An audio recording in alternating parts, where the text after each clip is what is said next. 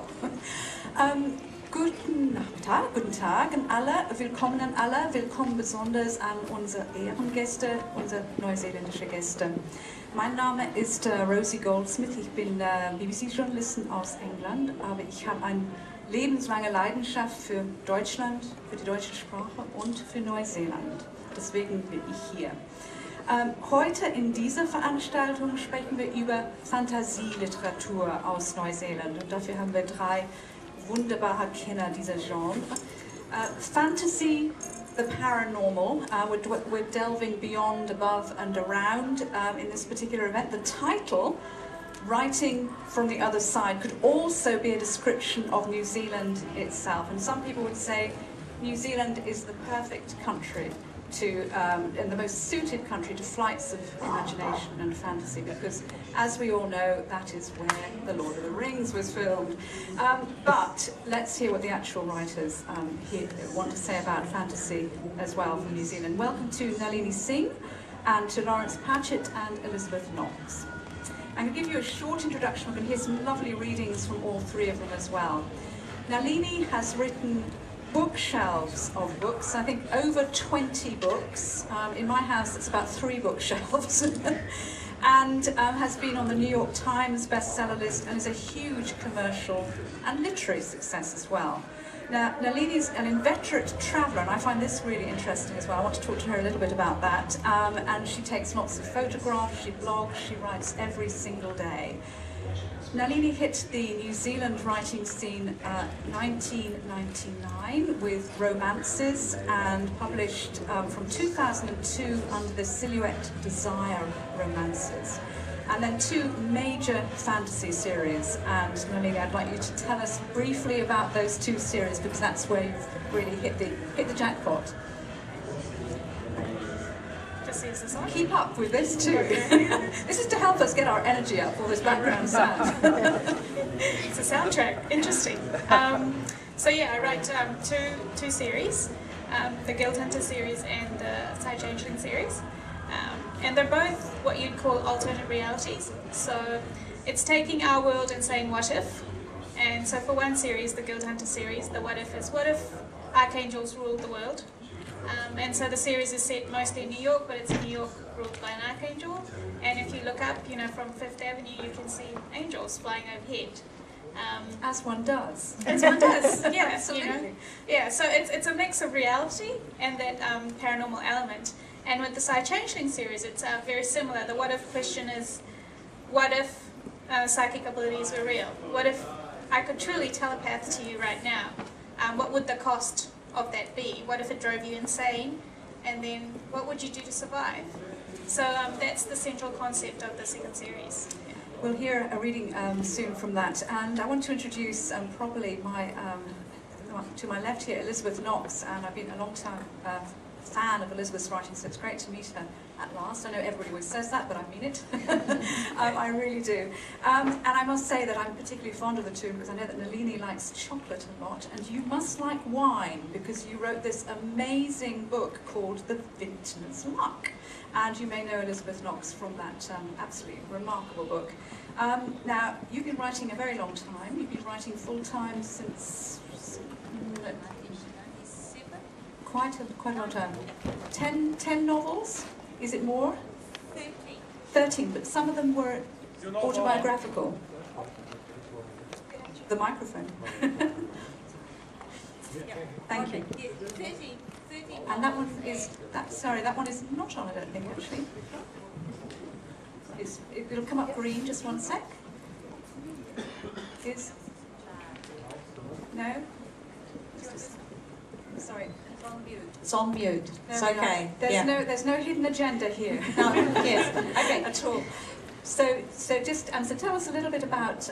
Let's start talking about Vintner's Luck as well too. That was a huge success for you. That propelled you into. Well, that's really the book that changed my life, and I'd been writing books that had been published in New Zealand, and I had just written probably one of my most New Zealand books, which was a book set in the 1940s that had my father in it as a character investigating a missing person story, and it was his real life mixed in with a made-up story, and it was quite postmodern in that way. It's very New Zealand, very literary, and then I just got this idea after I'd had a fever for this book about a winemaker and an angel and their lifelong relationship and love affair. And I got the beginning of the book from a dream that I had, and then I just thought, well, I should write that down and see if, if it's a story. Wrote 100 pages, thought, this is a novel. Continued it thinking, oh, France, angels, what am I doing? 19th century, what am I doing? What? But as I was just completely wrapped up in it, and when I finished it, I thought, oh, okay, I think I've got something here. So it was rather peculiar to go to one thing from. Well, it would be the perfect novel if it had chocolate in it as well, but yeah. you can't do everything. And we'll hear in a moment from that. You started writing very young too, making up stories, didn't you, when you were a wee thing? You spoke about your father. He was the one who encouraged you to write, I believe. Yes, he was the one that got us to stop, my sisters and myself, to stop just telling stories and playing these imaginary games, because he came in one day and said, I hope you're writing this down when we were talking about one of our stories, and we hadn't thought of doing it. So we started. Thanks, Dad. Thanks, Dad. My dad never said that to me. I wonder what. Now, my third guest today is Lawrence Patchett. And Lawrence, I would call, you have to put me right here, a fantasy philosopher. Quite like that term. I don't know whether I was the first to come up with that, but you can put me right in it. Lawrence sits at the top of the New Zealand newcomer list of ones to watch, I think, an exciting and much praised new writer. He was a winner in the New Zealand short story competition, The Long and the Short of It, and this is a title I think you'll hear a lot over the next few days. It's a wonderful competition, and in fact Elizabeth Knox was one of the judges, and you actually judged. Thankfully, you're on the same stage, it's good news. You judged this particular collection, or particular story, and as a result, you have now published your first collection of short stories, long short stories. Tell us a little bit about that, and welcome, Lawrence. Tell us a bit about your book. It's called I Got His Blood on Me. Yes. Okay, so the short story was one of my most historical fiction. Hold it quite close, I think, probably better, isn't it? Yeah, one of the most it was the most historical fiction of my stories, I would say, in that it was it appeared to be a sort of a rather seamless representation of historical reality involving the accident of a coach driver. And I pursued that vein for a number of other stories within this collection. And growing within me as I was working on that kind of a story was a growing anxiety about the ethics of historical and biographical fiction and the problems that I saw in those processes. And rather than deciding to suppress that anxiety and try to bury it within stories that would continue to be written in the same way, I decided that I needed to embrace it and bring that anxiety right into the centre of the story. And that's where the paranormal came in, and I guess that's why I'm sitting on this stage with these writers. And it actually became a really energising conflict and problem for the stories from that point on. Let's hear some of the writing, and then we'll talk about the genre and paranormal or fantasy, and you can discuss that, what you like to be called as well. It's a hugely, I think, sometimes quite controversial labelling process. Would you like to read to us, first of all? You're going to read from I Got His Blood on Me, the title story. Wonderful. It's just a brief reminder, this is also about literature and books too, which I think is rather a nice flavour. Thank you. So I'm going to read from I Got His Blood on Me. How's the microphone? Should we put the microphone a little bit closer?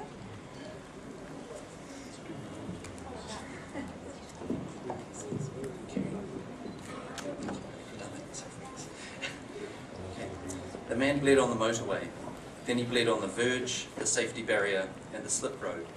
And that's where I found him, a pale shape staggering there, blankets and weapons falling from him. I was driving back from Paikakariki at the time. I'd gone south to clear my mind, and in that half-awake state drove straight past him, then flashed with the after-image of what I had seen. A man, a badly wounded one, blood on his face, weapons. I reared around in my seat and saw it again. What the hell, I said, my voice strange in the empty car. I pulled right off the road and climbed out the passenger side. He was 100 metres back, wavering down the exit to the slip road. I called out, but he didn't turn. At my side, motorists streaked past, their faces blankly focused on the motorway. I ran towards him and he collapsed and began hauling up on his rifle, hand over hand, then fell again. I picked up speed, my jandals flailing. By the time I reached him, he was face down on the tar seal, a pair of knives tangled in his blanket, the ancient rifle fallen to the side. Ginger hair slewed on his white shoulders. With his hand, he held his knee joint together.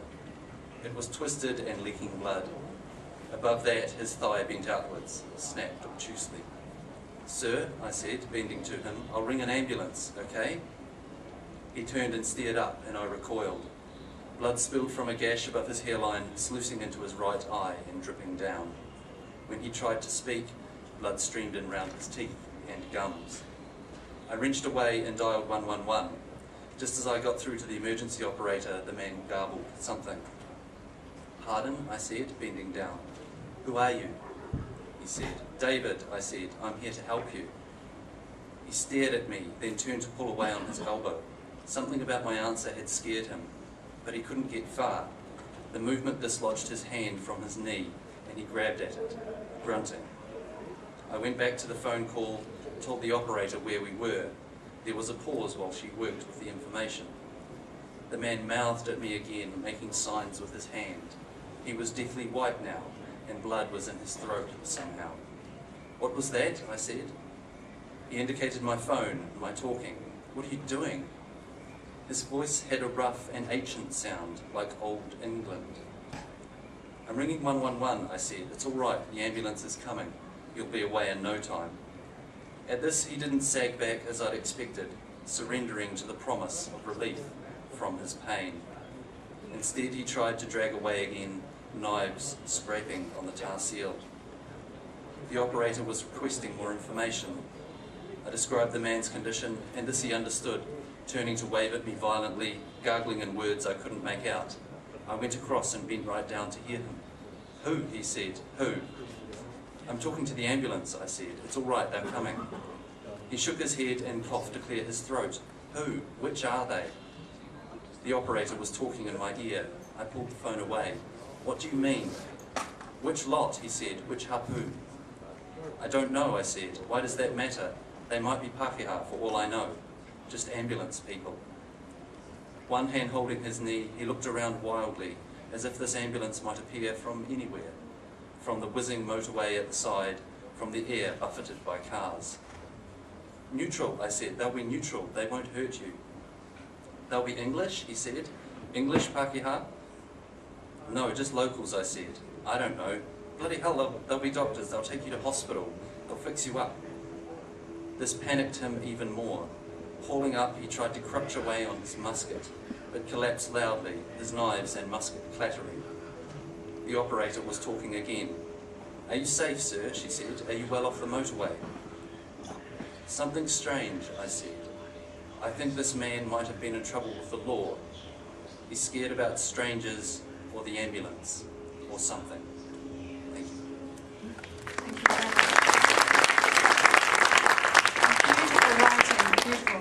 Now, you actually subtitle these stories Frontier Tales. That they are historically based, but it's about the future, history.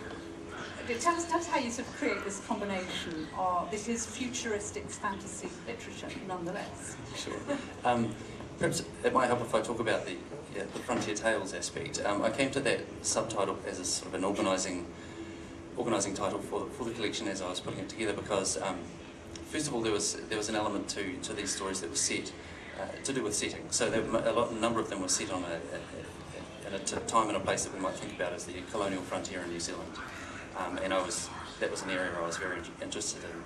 But as I continued to write, it came to have a broader, more metaphorical sense, and that was that the frontiers that I was pushing my characters into to engage in were the frontiers, the borderlands at the edge of their own lives, those places that are unknown, full of uncertain experience that we're scared of, but have to go into in order to grow. And it's like a test, an endurance that's test. Right, yeah, that's right. typically pushing them towards their nightmare tended to be my technique. Very cool. And the third aspect to it is that as I was going through that process that I described earlier, where I was responding to the ethical problems that I found with writing that kind of fiction, I was beginning to use techniques that, for me, not for other writers, but for me were new, and those were the techniques of time travel, for want of a better word, and ghost story, and counterfactual history. There's a kind of a what-if sort of scenario to do with history. So that's the sort of the journey I came towards to get to those.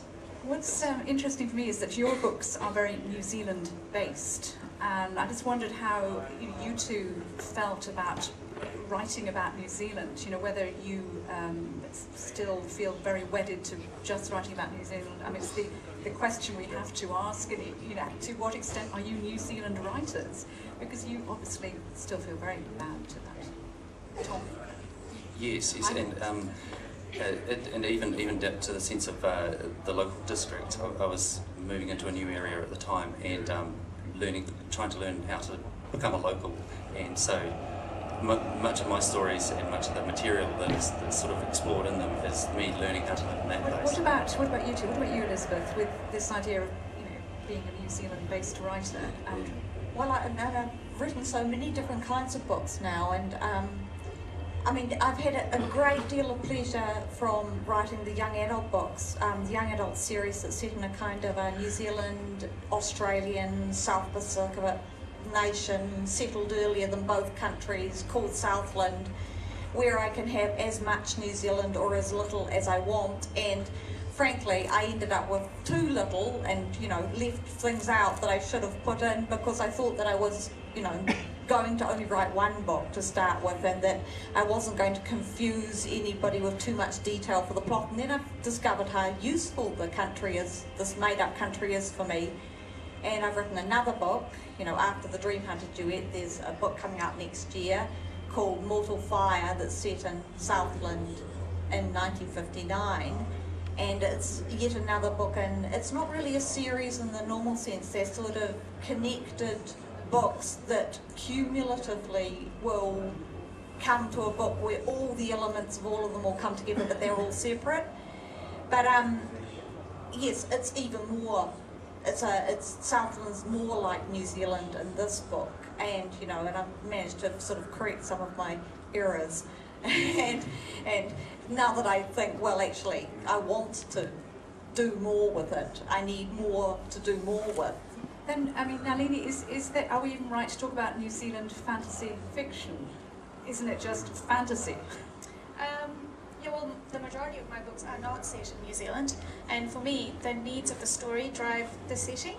I've never felt that I needed to set anything in New Zealand, as in, what you were saying, that having that feeling that you need to, because I think part of the joy of fantasy is how broad it is and how far you can take it. I think that doesn't disqualify anyone from being called a New Zealand writer. I think our voices are shaped by where we live, and that doesn't necessarily have to mean, the location in the book itself. It's just who we are as writers. I mean, your books, probably of the three of you, yours are the most sort of. They're not local in any way at all. They really, I mean, they're extraordinary, absolutely amazing. You see that some of the covers too are quite steamy, hot sex and so on and so forth. So I mean, I'd like you to read a little bit as well too. I mean, you have the thing that, I mean, we are talking about fantasy literature today, and the thing that you all have is you all have an ideas system, and you have a basic idea which you're trying to explore, whether it's endurance or history or maybe religion a little bit sometimes with you, and I just wonder, what is your ideas system, the basis of your fantasy? There's two, but I write two very different series. So for one series, it's the idea of immortality, which often comes up in books. You have immortals, and I always had a problem with how human they acted. Like, for me, it was, if you were alive for that long, wouldn't you become inhuman in a sense? You wouldn't act like me and you. So, for the Guild Hunter series, that's what I'm exploring. That's the basic idea at the center of it, that idea of, humanity and what it means. And whether you'll retain it if you live so long that you become jaded with life. And with the second series, I suppose it is, again, the idea of humanity, what makes us human, because I have an emotionalist race in there. They've conditioned emotion out of themselves in an effort to survive. And again, does that make them less than human, or are they just different? You know? You're going to read a little bit as well from Guild Hunter. Yes. Yes. And From- you're going to... Yeah, from Archangel Storm, I'm going to read that. It's the 5th book in the Guild Hunter series. It's going to be translated into German next year. The previous book, Engelskrieger, is already out. So, yeah. You're going to read from collections. Great.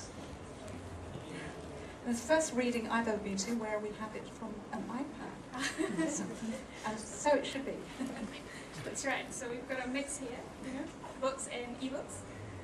Okay, so this is from the prologue of Archangel Storm. Jason didn't know how long he'd been hiding in the dark place in the ground where his mother had put him, telling him to hush. He'd waited so long, hadn't even crawled out when his stomach hurt with the hunger. But she hadn't returned as she'd promised, and his wings were cramped and hurting from the small place, his face wet with tears. She knew he hated the dark. Why had she put him in the dark? The sticky dampness that had dripped through the floorboards above, it covered him. The taste of it thick and ripe in the air. The smell made him nauseous, and he knew he couldn't stay here any longer, even if his mother was disappointed by his disobedience. Stretching his stiff limbs as far as he was able in the confined space, his wings still crumpled, he pushed up on the trapdoor, but it wouldn't budge. He didn't cry out, had learned to never, ever cry out. You mustn't make a sound, Jason. Promise me. Digging his feet into the earth, he pushed and pushed and pushed until a tiny crack of smudgy light appeared at the edge of the door. The hand-woven mat above, thin enough not to blot out the sunshine. Whatever was blocking the trapdoor was heavy, but he was able to wedge his fingers under the lip of the door, touch the mat he'd helped his mother weave after they'd collected the leaves from the flax bushes. It felt rough against his knuckles as he pushed his hand through to the wrist, and the trapdoor hurt when it came down on that wrist. But he knew his bones wouldn't break.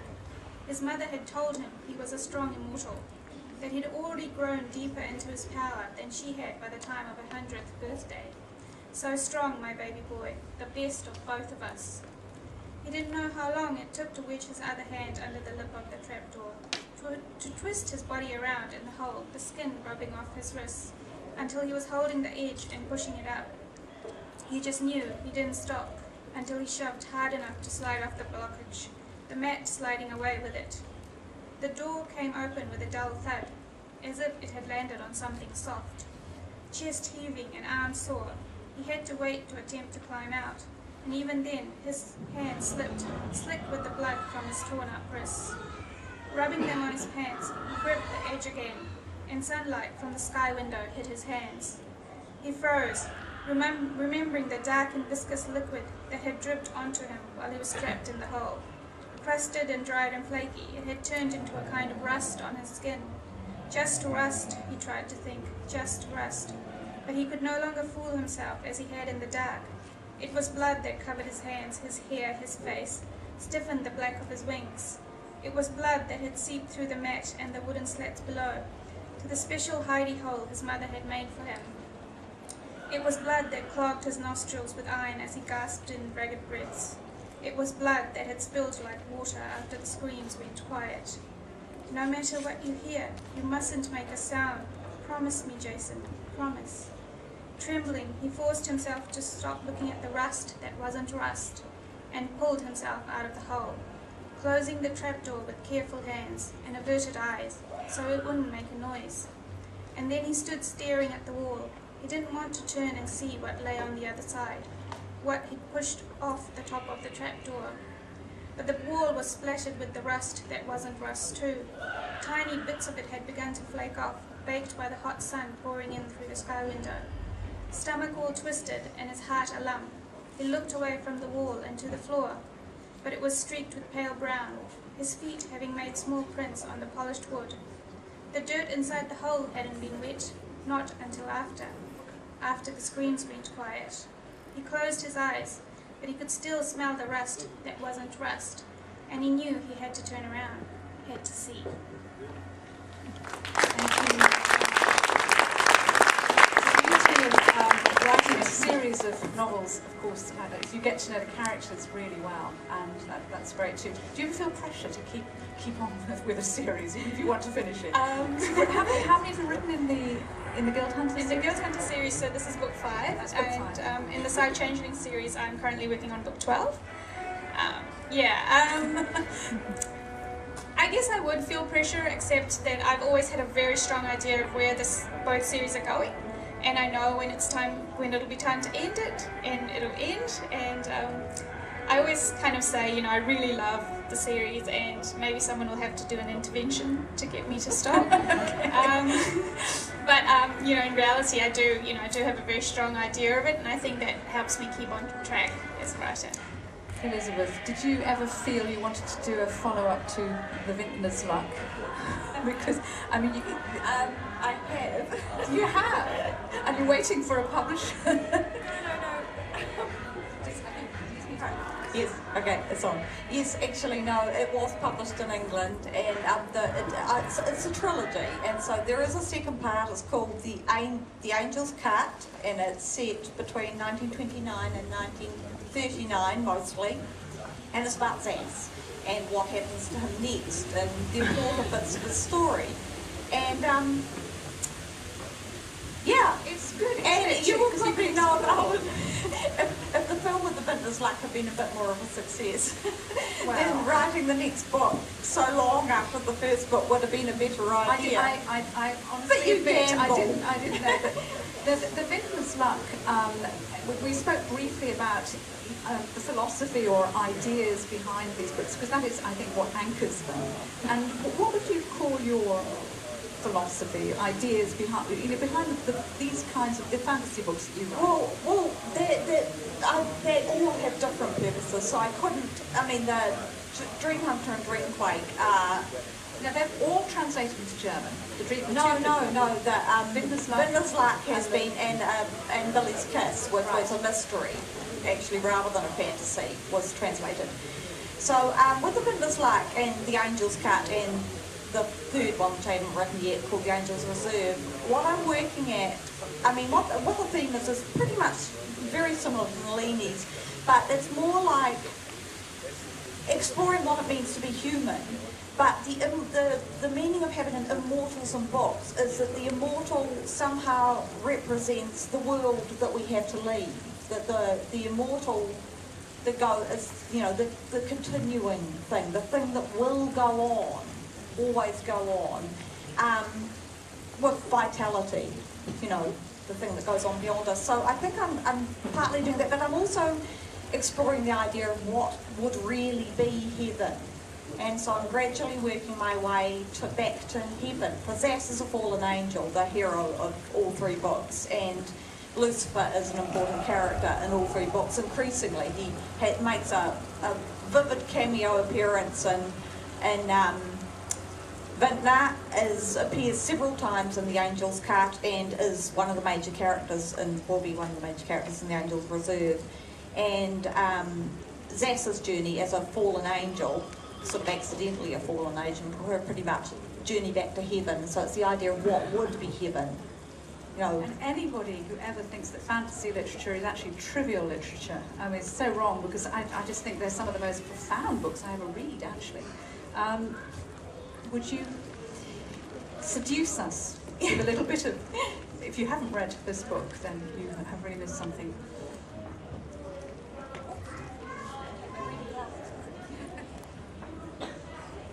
So this is from Vintner's Luck. I don't often get to read from this book these days because, you know, I've had this book for quite a while, and so I'm really indulging myself by reading a bit that I haven't read before. So what's happening here is that Zas and Sabran have finally become lovers after they've they've known each other since Sabran, the winemaker, was 18 years old. He has thought for 20 years, the first 20 years of their friendship, that this was like a guardian angel, his special friend. Then he finds out he's a fallen angel, and then there's years in which they don't speak, and Sabran has a religious crisis. And then gradually they come back together, and then they fall in love. When Sabran's a middle-aged man regretting having not done anything about this wonderful, beautiful, marvellous creature that he's met all these years ago, not done anything romantic about him. So they fall into bed on one snowy night. And this is part of a long ongoing conversation encounter between lovemaking while they're in this snowbound room for days and days. It's towards the end of the time that they're there together, their first time together as lovers. You've been asleep. I think you said that to me before. I go to sleep and fall into gaps where my mind stops holding court like a king on his throne. For years on waking, the first thing I've thought of was you, like this, calmly watching me. Sometimes I imagine a whole future made out of the moment after I've died and you're still sitting beside me. You imagine I'll be there at your deathbed. Yes. And if I stayed away, would you live forever? Zas told Sabran that fallen angels were very well read. Hell was full of transcripts. One copy of anything copied. Heaven was proof against reproductions of any kind. Angels were the only copies God tolerated. That is, he tolerates the copies he makes. Our citadel in hell has a static population but keeps growing to accommodate the books. They're everywhere, stacked up against the walls until piled books fill room after room. But though well read, angels are almost impervious to experience. They're thick. They're made that way, durable, unchanging, placid. Not you. Perhaps that's my garden, my communion with perishables. And I should say here that Zas has spent his time occupying himself by making a garden in hell. Another section, the slug poem. Rich men would pay fortunes for even 1 ounce of the angel's spit. His every secretion a potent love potion, sweet-scented, innocent as snow, fresh after days in the warmth, the proved yeast of greasy sheets. I knew I was in danger from the moment I proposed visiting you a second time. I knew because God warned me by sending a whirlwind that pulled a few feathers. But you still came every year. God is my maker, but not my master. And I don't think he was saying, thou shalt not. Rather, I think you're going to regret this. So, you go freely, with hints. If God made a suggestion to me, I'm sure I'd take it. I mean, I assume he has, but I've misunderstood. Sir Brown found himself on the floor by the fire. He couldn't keep his eyes open. He felt like a fly trying to pull its feet out of a pool of honey. Then he felt warm water and rough cloth. His limbs lifted, spread and washed. Later he was in bed, the sheets crisp and clean. Zas lay on top of the covers and touched his face. I have to go and water my garden. This blizzard is the only reason we've been left in peace for so long. Sir Brown freed his arms from the covers and caught hold of the angel by his ears. He said, come back soon. Yes, sleep for a week. Eat meat at every meal. Write a letter to Aurora. He moved Sir Brown's hands, stood with his wings crossed behind him, smiled, complained again about the low ceiling, and left by the door. Thank you. Thank you very, very much. Now we've got 5 minutes for some questions from you, from the audience. We also have a microphone if anybody would like to ask anything of any of our 3 fantasy writers. I can't see you very well, but if anybody has any questions, otherwise you'll have to listen to me. No, still no. Well, look, in that case, I'm just going to ask away, because I've got quite a few still I do want to ask. Now, the thing that I love about what you're writing, you've got some amazing titles too, and you really seem to enjoy writing your books. I mean, I hope you all do too, but there seems to be an incredible liberating feel to your writing. I mean, one, Slave to Sensation, was probably one of my favourite titles of all. I love writing, I truly do. I try to go on vacation and say, you know, I'm going to be on vacation now. I last about 3 days. That's it, before I start going all crazy and needing to write. So for me, it really comes from within. It's just this deep love I have of it. And the titles, it's quite interesting with the Sci-Changeling series in English. The titles are all 3-word titles, like Slave to Sensation, Visions of Heat, Caressed by Ice. But when you get to book 12, you know, it's becoming more difficult. So I tend to sort of corral everyone around me and make them brainstorm titles with me and drive everyone absolutely mental until we have one that fits, because it must fit the book. I don't ever want them to be interchangeable as titles. I want each to represent the book. Yeah. So this kind of abandon, which Nalini describes, I mean, for you, Lawrence, you're quite a careful writer, aren't you? Do you write sort of in one big fell swoop, or do you sort of write and then rewrite? Yeah, I tend to fall very much within the write and rewrite. Are you obsessive as well? Rather, yeah. You too, yeah? I'm sort of find my way into books. Like I always have, you know, many ideas, and then I will start something and see how it goes along, and I find my way into it, learning as I go, while having some idea of where it's going. And then I usually get to the last third of the book, and I write it in 10 days. And a complete mad rush of working 17 hours a day. Yeah, because by that time it's got its shape. You know, it's got its shape, it knows where it wants to go, and it's like it's developed its own gravity, and everything just falls into place. So Lawrence, how long did it take you to write this collection of long short stories?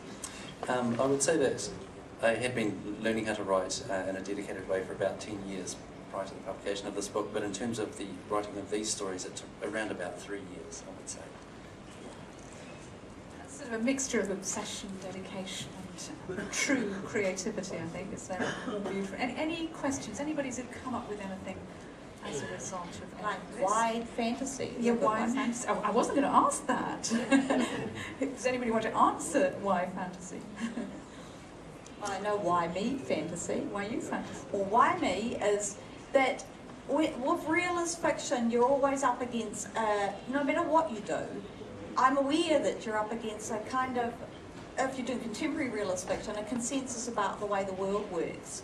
I write fantasy partly to get away from the consensus, and I try to steer a course between using genre and writing literary fiction so that I won't fall into, you know, having to deal with the consensuses of genre fiction. So it's kind of, I'm just finding a middle course for myself. Really. You write across several genres, don't you? So fantasy is one.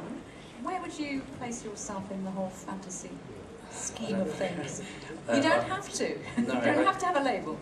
That's right. I think, if anything, I would talk about the stories in this collection as interactions with history, and with the characters and people and stories of history.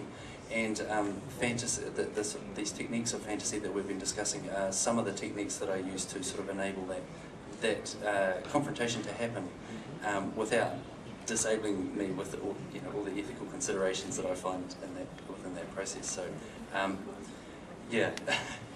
I'm going to ask Nalini one question to end, which is slightly different, but I think it's a very interesting question for fantasy series and so on. Is this whole idea of the related media and social media and the blogs that very often go with these kinds of novels? And you're incredibly hands-on, and you respond to all your readers and so on who contact you.